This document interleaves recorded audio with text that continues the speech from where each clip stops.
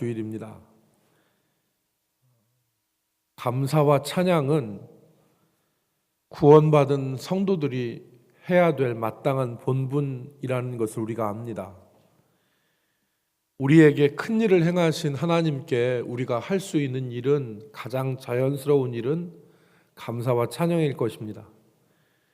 그래서 시편 100편 기자는 하나님께 나아가는 그 길에 통과해야 될 문을 감사와 찬양이라 그랬습니다. 우리가 시편 100편 4절에 보니까 감사함으로 그의 문에 들어가며 찬송함으로 그의 궁전에 들어가서 그에게 감사하며 그의 이름을 송축할지어다 그랬습니다. 그러니까 하나님, 왕이신 하나님을 만나러 가는 그 길에서 통과해야 될 문이 감사함으로 성문으로 들어가고, 그리고 찬송함으로 그의 궁전에 들어가서 왕이신 하나님을 찬양하고 왕이신 하나님께 경배하겠다 하는 그런 고백인데, 그러므로 감사와 찬양은 하나님께 나아가는 그런 소중한 길이라는 것을 우리가 알 수 있습니다. 이 말씀의 반대편에, 가장 반대편에 있는 모습이 광야의 이스라엘일 것입니다. 그들은 감사와 찬양을 잃어버렸죠. 광야의 이스라엘 백성들은 감사와 찬양을 잃어버렸습니다. 원망과 불평으로 살았습니다. 물이 없어 불평하고, 고기를 먹지 못해서 불평하고, 가는 길이 멀다고 불평하고, 안악자손들을 만나서 죽게 되었다고 원망하고 불평했습니다. 그런데 여러분, 우리가 성경을 통해서 보면 광야 이스라엘 백성들이 실제로는 하나님의 은혜 가운데 살았던 것을 우리가 알 수 있지 않습니까? 40년 동안 하나님이 그들의 양식이 떨어지지 않게 하셨고 그들의 옷을 헤어지지 않게 하셨습니다. 그들은 하나님의 은혜 가운데 살았습니다. 하나님이 하늘을 여셔서 먹을 것을 주시고 하나님의 능력으로 그들의 옷을 헤어지지 않게 하셨을 뿐만 아니라 불기둥과 구름기둥으로 그들의 가는 길을 친히 인도하셨어요. 그러니까 얼마나 은혜입니까? 얼마나 은혜 가운데 그들이 살았는데 그들의 입술에는 불평과 원망을 달고 살았습니다. 그러니까 여러분, 오늘 이 사실은 우리의 삶이 어떠해야 되느냐, 혹 우리는 하나님의 은혜 가운데 살고 있는데도 불구하고 광야 이스라엘의 삶을 살고 있지 않은지, 또 우리가 하나님의 은혜를 오늘 받고 있는 우리들의 삶에서 감사와 찬양으로 하나님께 영광 돌리고 있는지를 우리가 생각해 볼 필요가 있습니다. 그래서 시편 100편 103편 2절부터 5절에는 우리에게 하나님의 은혜를 잊지 말라고 합니다. 우리 시편 103편 2절부터 5절을 서로 교독하겠습니다. 먼저 제가 우리 같이 읽겠습니다. 교독하지 말고 같이 읽습니다. 내 영혼아, 시작. 내 영혼아, 여호와를 송축하며 그의 모든 은택을 잊지 말지어다. 그가 내 모든 죄악을 사하시며 내 모든 병을 고치시며 내 생명을 파멸해서 속량하시고 인자와 긍휼로 관을 치우시며 좋은 것으로 내 소원을 만족하게 하사 내 청춘을 독수리같이 새롭게 하시는도다. 아멘. 하나님께서 우리에게 각자에게 해주신 것입니다. 이건 누구에게 해주시고 누구에게 안 해주신 것이 아니라 우리 모두를, 우리를 생명을 파멸해서 구속하시고 우리의 모든 질병들을 고쳐주시고 우리의 삶을 청춘을 독수리 날개치는 것 같이 그렇게 하나님께서 우리에게 힘주셨는데, 오늘 이 사실을 우리가 기억하고 감사절을 보냈으면 좋겠습니다. 오늘 본문의 말씀에 보면 나병 환자 10명이 예수님으로부터 고침을 받았습니다. 그러나 감사함으로 하나님께 돌아와서 영광을 돌린 사람은 단 한 사람, 그것도 사마리아 사람이었습니다. 예수님은 돌아와서 발 아래 엎드려 감사하고 큰 소리로 하나님께 영광을 돌린 그 사람에게 물으셨습니다. 10사람이 다 깨끗함을 받지 아니하였느냐? 그리고 오늘 제목처럼 그 아홉은 어디 있느냐? 그렇게 물으셨습니다. 결론적으로 이 감사하며 하나님께 영광을 돌린 이 사람은 육체의 치료뿐만 아니라 감사함으로 영혼의 온전한 구원까지 받게 됨을 우리가 발견할 수 있습니다. 18절 말씀에 보면은 예수님께서는 이 이방인 외에는 하나님께 영광을 돌리러 온 자가 없느냐 하시고 19절에 그에게 이르시되 일어나 가라 내 믿음이 너를 구원하였느니라 그랬습니다. 이 사람은 감사함으로 구원을 받은 것입니다. 감사함으로. 여러분 우리가 시편 100편 4절 말씀과 민수기 6장 말씀을 우리가 종합해 보면 감사하는 사람이 첫 번째로 하나님 만날 수 있다. 두 번째로는 감사함으로 하나님 만난 사람이 은혜와 평강을 누린다. 여호와는 그 얼굴을 향하여 드사 내게 평강 주시기를 원하고 여호와는 그 얼굴을 내게로 향하여서 은혜 주시기를 원한다고 하는데 이 은혜와 평강은 하나님을 만난 사람들이 누리는 기쁨입니다. 감사하는 사람이 하나님을 배울 수 있고 그 감사하는 사람이 은혜와 평강을 누릴 뿐만 아니라 감사하는 사람이 영혼의 온전한 구원을 누린다. 우리가 이것을 오늘 본문 말씀에서 볼 수 있습니다. 두 번째 오늘 우리가 본문에서 눈여겨볼 말씀은 14절 말씀입니다. 그들이 가다가 깨끗함을 받은지라 그랬습니다. 그들이 가다가 깨끗함을 받은지라. 10명의 나병 환자가 있었다고 그랬죠. 그런데 그들이 예수님이 지나가는 길에서 멀리 서서 우리를 불쌍히 여기소서 그랬습니다. 10명의 환자가 왜 멀리 서서 소리를 질렀냐?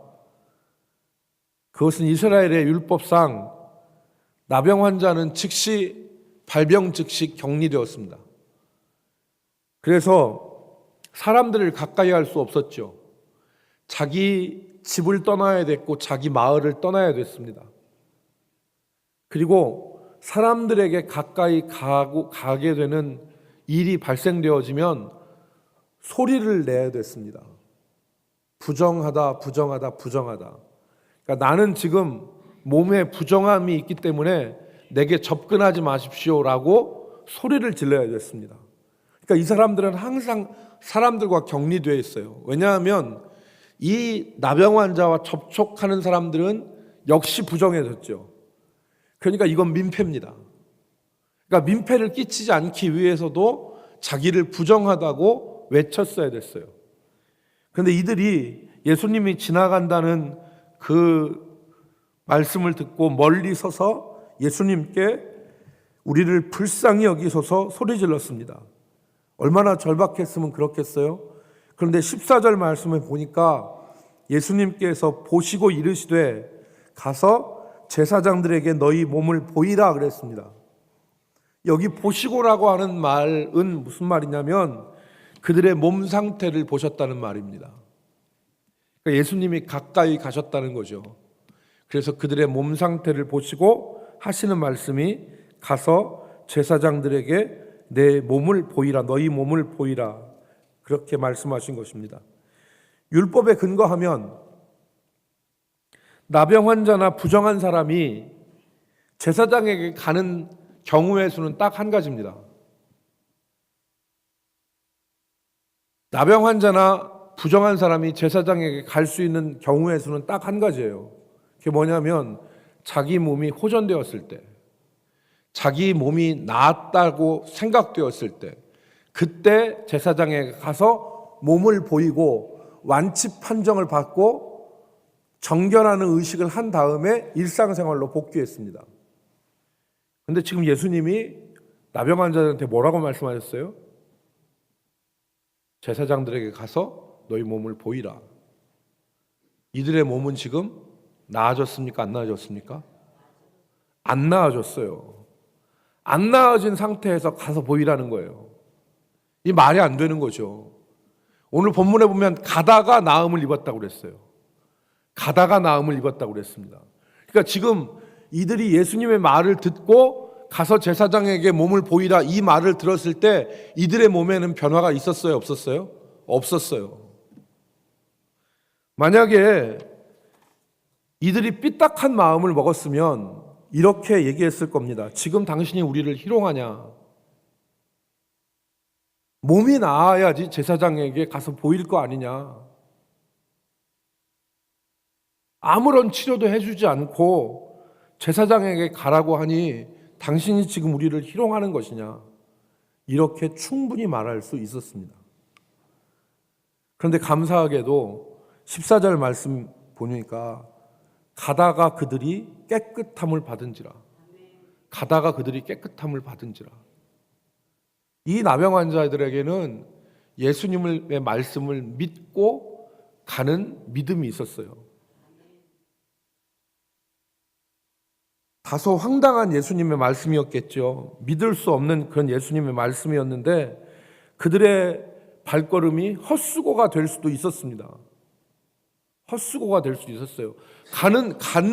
갔는데 제사장에게 갔는데 여전히 나병 환자로 있으면 얼마나 이들이 허망했겠습니까? 그런데 이들이 가라는 그 말씀을 받아들였어요. 그리고 발걸음을 옮겨서 갔더니 가는 도중에 몸이 깨끗해진 거예요. 얼마나 기뻤겠습니까? 이들이 얼마나 기뻤겠어요. 눈물이 나지 않았겠습니까? 그동안 가족과 떨어져 살던 그 시간들이, 그 세월들이 주마등처럼 다 스쳐가지 않았겠어요? 그리고 자기가 이제 달라진 인생을 살아야 되는데 앞으로 어떻게 살아야 될지가 머릿속에서 팍팍팍 떠오르지 않겠어요? 앞으로 내가 뭔 일을 해야 되는지, 그리고 가족들을 생각하면 목이 메이지 않았겠어요? 그때 한 사람만 다른 생각을 했습니다. 하나님 생각을 한 거예요. 이 하나님이 나를 고쳐주신 거구나. 하나님이 나를 고쳐주신 거구나. 그리고 하나님께 큰 소리로 영광을 돌렸다고 하니까 아마 이 사람은 주저앉아서 하나님 감사합니다 소리 질렀을 수도 있어요. 주여 나를 고쳐주셨습니다 라고 소리 질렀을 수 있어요. 너무 감사한 거죠. 그리고 돌아와서 예수님의 발 아래 엎드려서 감사했다고 그랬습니다. 여러분, 이 얘기는 예수님의 비유입니까? 아니면 실화입니까? 예수님의 비유가 아니에요. 예수님이 무엇을 설명하기 위해서 하신 비유가 아니라 실화였습니다. 그런데 그 사람이 사마리아 사람이었대요. 유대인들이 인간 취급하지 않은 개처럼 생각하는 사마리아 사람만이 하나님을 생각한 거예요.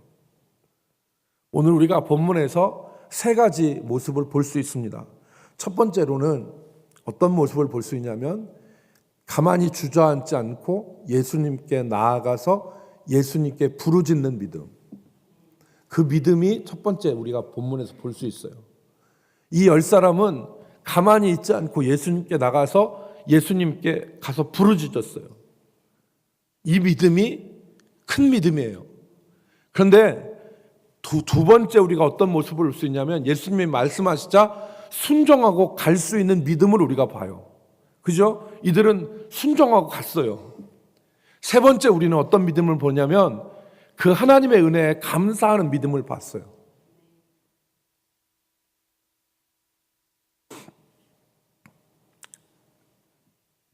생각하는 사람이 감사할 수 있다는 말을 합니다. 생각하는 사람이 감사할 수 있다. 여러분, 우리는 생각하는 사람이 되기를 바랍니다. 그래서 하나님께 감사할 수 있길 바랍니다. 하나님을 우리가 날마다 바라보기를 원합니다. 이 사마리아 사람이 한 감사는 그저 튀어나온 감사가 아닙니다.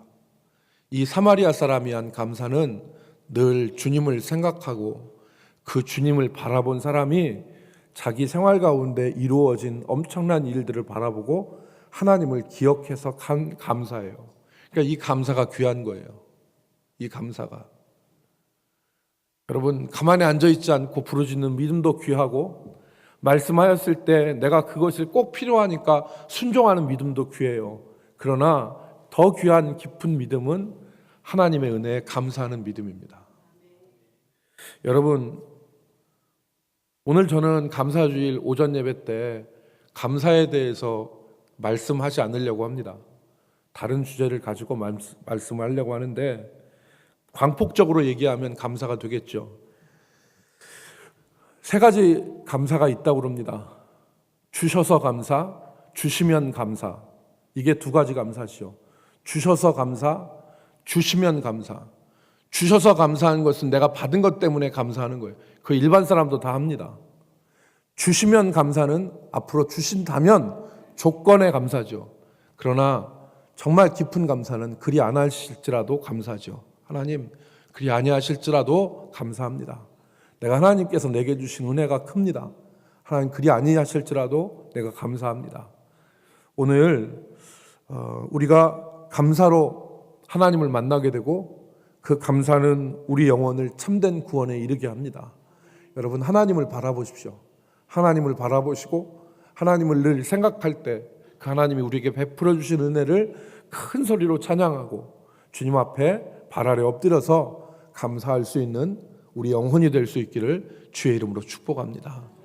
여러분, 그리고 2주 동안 기도하느라고 수고하셨습니다. 여러분들의 기도가 영적인 부흥의 도화선이 될 걸로 믿습니다.